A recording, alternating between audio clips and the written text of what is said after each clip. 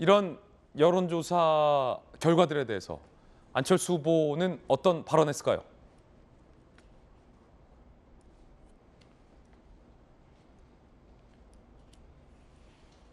단일화 가능성 없다.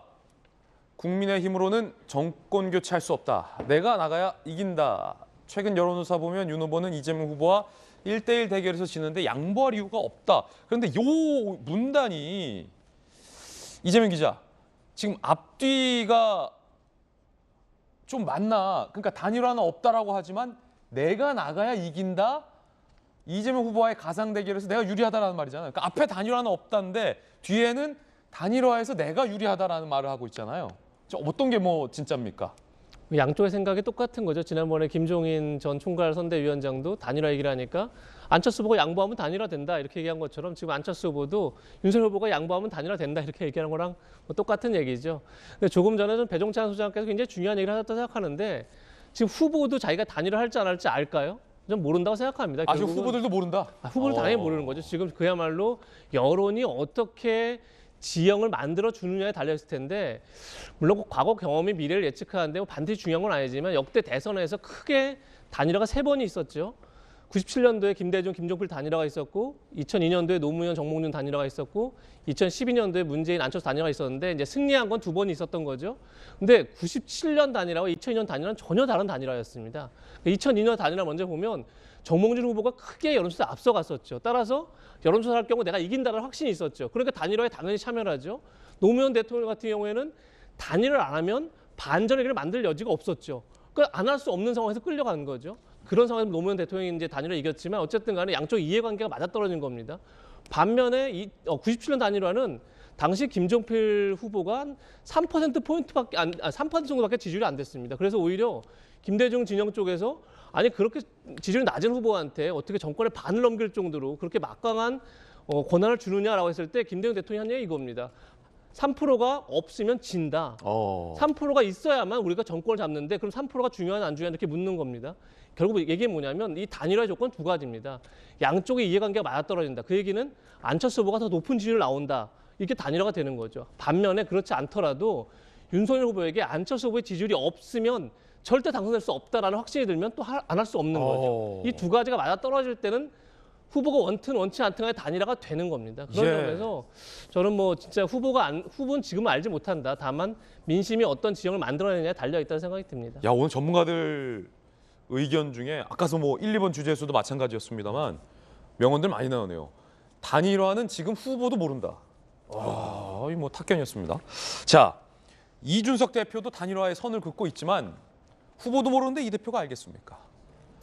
지난주 금요일 이후 조사 보면 젊은 세대에서 윤 후보가 지지율을 상당히 회복했고 8일 당 자체 조사에서도 상당히 긍정적. 단일화 없이 선거 치를 환경 마련되는데 일단은 단일화 하더라도 양쪽에서는 지금 이런 전략들을 세울 수밖에 없죠. 이 대표 입장에서도. 2030들이 이번 대선에서 굉장히 중요하다라는 발언들 많이 나옵니다. 2030의 표심은 어떨까요? 함께 보시죠. 안철수 상승세에서 2030만 똑 떼서 분석이 가능하군요. 자, 20대 12월 5주차에서 작년 마지막 주보다 올해 2주차에 20대의 지지율이 안철수 6.6%포인트 올랐다. 상당히 많이 올랐어요. 30대는 더 올랐습니다. 7%밖에 안 됐는데 21.1%. 그러면 30대의 지지율 14.1%포인트가 올랐습니다. 도합 20, 30대, 2030의 지지율이 20% 넘게, 20%포인트 넘게 올랐네요. 그러면 배종세 소장님, 안 후보 지지율이 이렇게 많이 나오는 건 2030이 이끌었다고 봐도 되겠군요. 그러니까요. 특히 이제 20대의 경우에는 안철수 후보가 가장 자기가 세대 기반이라고 그러면 20대예요. 학생. 왜? 그게 왜냐하면 안철수 후보가 과학기술을 강조하거든요. 또 교육을 강조해요. 그러니까 대선 후보는 세대 기반, 지역 기반, 이념 기반이 있어야 되는데 이념은 중도입니다. 또 세대 기반 누구야? 40대는 아니죠. 이재명. 60대 이상은 윤석열, 보수정당. 그렇다면 중도, 또 변화가 있는 세대가 바로 20대거든요. 근데 더 주목해야 되는 것은 이달 들어서 1, 2주차에 20대는 견인됐는데 30대는 안 올라갔거든요. 근데 2주차에 30대의 지지율이 3배 올라갔어요. 3배나 됐어요. 7%에서 21%니까 300%가 된 거죠. 예. 그러니까 말 그대로 30대까지 추가 견인됐다. 이 이야기는 안철수 후보가 이제 MZ 세대를 내 세대 기반이다.